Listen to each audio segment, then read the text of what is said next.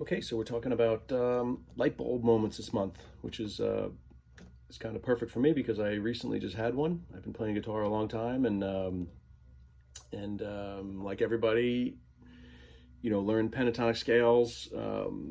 But I sort of realize now that I made a critical mistake.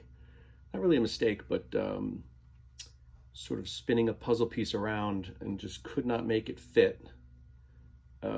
And I realize now I had the piece upside down and in the wrong puzzle. I guess I don't know. Now it seems so obvious, but just missed it for a long time. So um, I think like everybody, I learned the pentatonic scale, minor pentatonic scale, and you learn pattern one, which I learned. If we do it in B, go right up. Simple enough, right? Learn the scale, learn those notes, very easy. So I'm sort of type A, so I say, okay, let's go to number two. And I would learn the second pattern, which was also easy enough, and I could connect the two patterns, and that was fine, but sort of got myself cornered into just an area of the guitar, and I wanted to go to pattern three, but on acoustic, you sort of start to run out of room here. Definitely can't do pattern four. I mean, I don't, there's no way I'm doing pattern four up here. And I would run out of room, and I would practice one and two, and then I would kind of stop. And I would change keys, and maybe it worked a little better when you go down the neck. You can go up the scales, but it just was always a mystery to me how you played it in all keys with all patterns.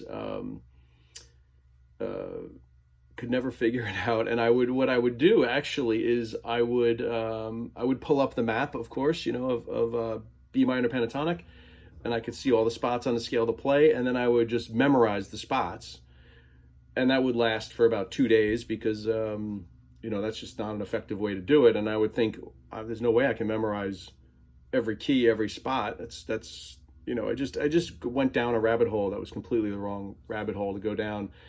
So anyway, my light bulb moment was realizing some lesson somewhere, realizing that pattern five is behind pattern one, and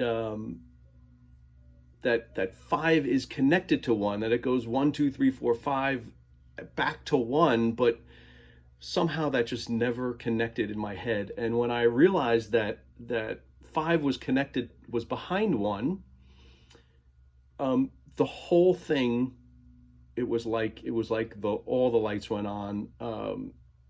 It was amazing. That day I think I spent hours and hours and hours hitting every jam track I could, just switching keys. I think that day I mainly stayed in sort of the pattern one, pattern five behind pattern one, and pattern two in the front. Or if I went low, I would go 1, 2, 3, 4, 5 up the fret. But if it was up high, then I would just go backwards the other way. And within 20 minutes, I was playing blues in any key I wanted, up and down the entire fretboard, front, back, up, down, everywhere. It's probably my biggest light bulb moment I've ever had on guitar. It was really interesting.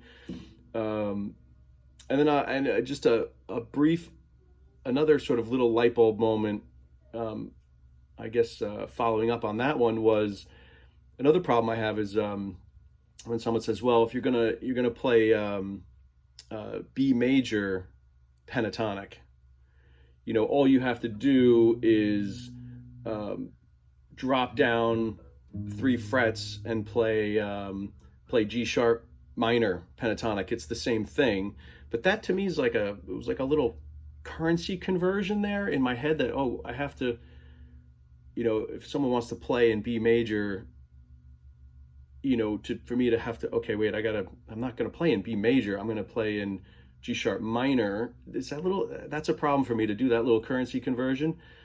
I would much rather start on the B and then start on the B, but just do pattern two, and go from there. And then behind pattern two is pattern one, which of course is the G minor pattern 1, but you know, it's just easier for me to just stay in the key and know that I can start on the B and just start with pattern 2 right there, and I can go frontwards and backwards like my other light bulb moment. So yeah, that's my light bulb moment. That pattern 5 is behind pattern 1, and it's connected. It goes up and back. So obvious, so simple. I have no idea how I missed it for so long, but nobody ever explained it that way. So yeah, there it is. All right, let me try a little B minor pentatonic noodling, showcasing my pattern 1, pattern 2, and pattern 5, which lives right behind pattern 1. If I'm feeling lucky, maybe I'll even go down to pattern 4, up to pattern 3.